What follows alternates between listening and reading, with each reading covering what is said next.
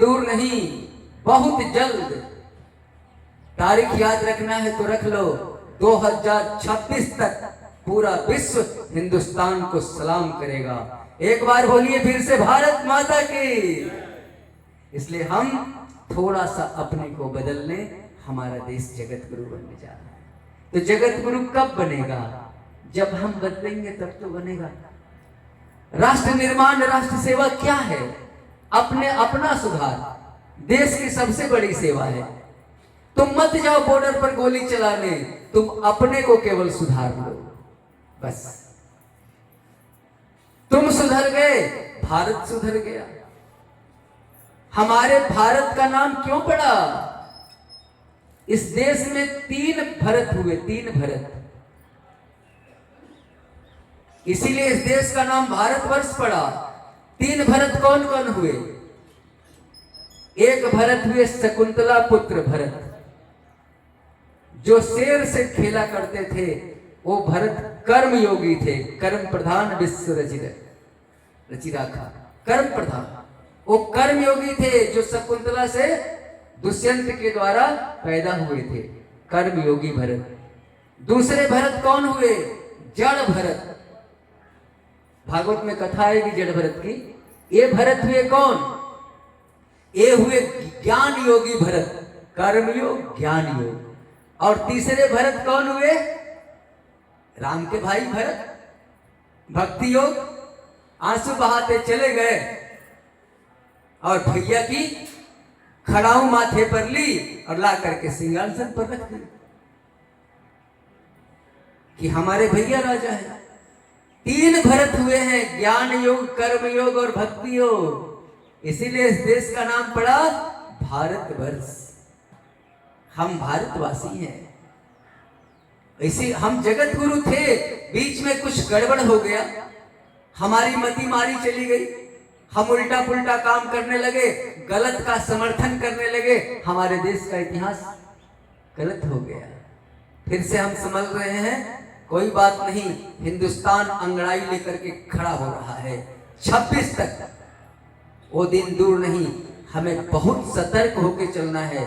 और एक बात और आप लोगों को सचेत कर रहे हैं, महाकाल का डंडा चल रहा है, अभी प्रलय का समय चल रहा है। सब लोग सतर्क होकर चलना।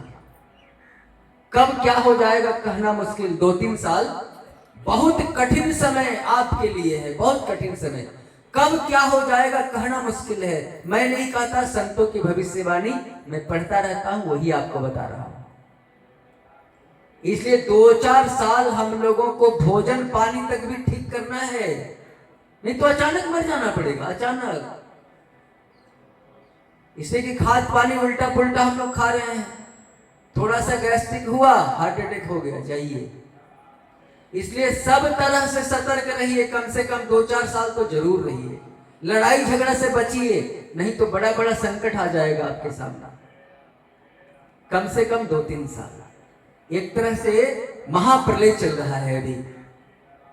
और तब वेद व्यास जी को याद आ गया, अरे अरे, इस भागवत का अधिकारी तो मेरा लड़का ही है, सुखदेव जी।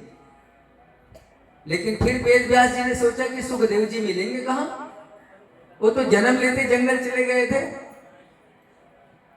बोले कि अच्छा, भगवान ने भागवत लिखवाई है तो भागवत के प्रभाव से मेरा बेटा भी मेरे पास आ जाएगा। कैसे आएगा? तो वेद व्यास जी ने 2-4 लड़के को, अपने चेला को तैयार किया। बोले चेला, ये 2 श्लोक रट लो, जाकर के जंगल में गुनगुनाते रहना, मेरे लड़के के कान में पड़ गई तो लड़का जरूर चला आएगा। ऐसी चमत्कारी ग्रंथ आपके बीच हो रही है कथा इसकी। वो 2-4 चेला जंगल में चले गए और भागवत का श्लोक गुनगुनाने लगे। निर्गुण ब्रह्म में सुखदेव जी एकदम आत्मा का परमात्मा से मिलन हो रहा था। वो निर्गुण ब्रह्म नारायण हृदय में प्रकट हो गया था, सुखदेव जी के हृदय में। गुफा में बैठे हुए थे, जो ही कान में भागवत का श्लोक टकराया, वो पहला श्लोक था, वो छैल छबीला, नैन मटकाने वाला, बंसी बजाने वाला, घुंघराला बाल वाला, मोर मुकुट वाला, सांवला सलोना, गैया के पीछे पीछे गैया चराने जा रहा है वृंदारण्य में।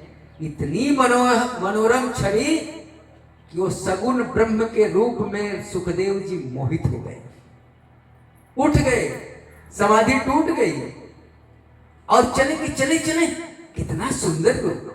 फिर सोचे कि नाना, कोई जरूरी नहीं कि जो ऊपर से सुंदर है वो अंदर से भी सुंदर होगा, कोई जरूरी नहीं। फिर लौट करके निर्गुण ब्रह्म के समाधि में बैठने लगे। तब तक चेला ने दूसरा श्लोक गुनगुना दिया। वो दूसरा श्लोक कौन सा था?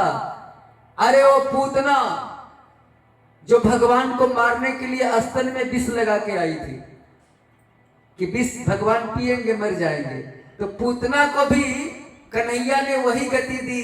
क्या कहा? अरे भली हो या बुरी हो, स्तनपान तो कराने आई थी मेरी माँ जैसी, तो जब मेरे माँ जैसा जो काम करे उसे तो माँ के तरह ही पद देना चाहिए, तो उसे तो हम अपना गोलोक धाम जरूर देंगे, क्योंकि जसोदा मैया को गोलोक धाम देंगे तो पूतना को भी देंगे। जो दूसरे के दोष को ना देख सके, इतना परमात्मा का अद्भुत चमत्कार। अब सुखदेव जी वहां से उठ गए और बच्चों के पास आए। बच्चों से बोले, बच्चों 2-4 श्लोक और सुनाओ। बच्चों ने कहा, बाबा हमें तो 2 ही श्लोक याद है, गुरुजी ने रटाया है तोते की तरह, मैंने तो सुना दिया। इस तरह के 18,000 श्लोक हैं, चलो मेरे पीछे चलो। आगे आगे दोनों बच्चे और पीछे पीछे सुखदेव जी। और जब व्यास जी ने देखा कि मेरा बेटा मेरे सामने आ गया, व्यास जी के नेत्रों में आंसू आ गए कि धन्य है भागवत की भागवती गंगा।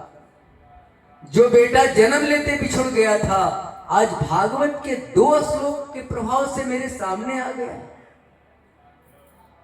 बेटा आया, अपने पिता को प्रणाम किया और निवेदन किया, पिताजी भागवत का श्लोक सुनाओ। तो वेद व्यास जी ने कहा, तुम मेरा चेला बनो तब तो हम तुझे गुरु बन के ज्ञान देंगे भागवत का। तो अपने बेटा को चेला बनाए, शिष्य बना, सुखदेव जी शिष्य बने और तब भागवत का उपदेश दिया। और वही भागवत समय आने पर सुखदेव जी ने परीक्षित को दिया। इसके बाद तब सौनक जी ने फिर दूसरा प्रश्न करते हैं। थोड़ा जल्दी जल्दी हम लोग चल रहे हैं, क्योंकि कल शाम तक हमें पहुंचना है कहां?